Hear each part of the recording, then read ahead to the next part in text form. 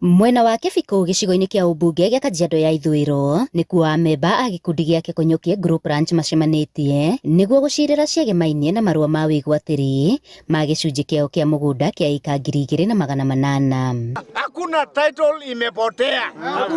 Hakuna title imechomeka. Hakuna title imeibwa. Kila kitu iko sawa sawa.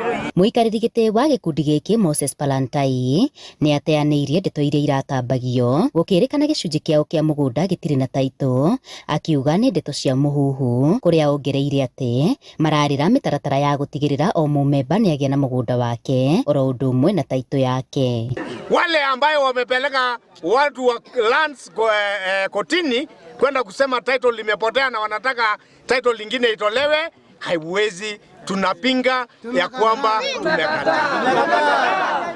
Tunataka kukatia hawa watu shamba lao na tunataka hii mambo iishie. The truth has come out. The document is valid.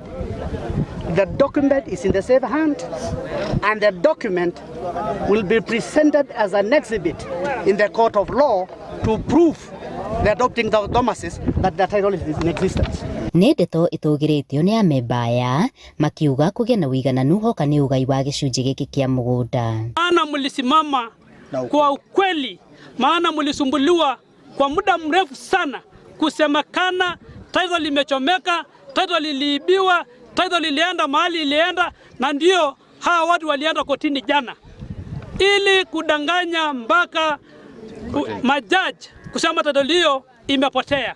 Haijapotea, tuko nayo. Watu wako karibu kupata matato yao. Hii title haijapotea. So huyo registrar ambaye ameenda kustakiwa pamoja na Korir, tunataka kusema sisi tuko pamoja na nyinyi. Wetu Moses Palantai tunamwombea Mungu, amekuwa chairman mwaminifu miaka 25, ametubebea hii title. Vizazi zingine hazikuwa zimezaliwa na wamezaliwa sasa na wataona hii title kwa sababu ya uaminifu wa Palantai.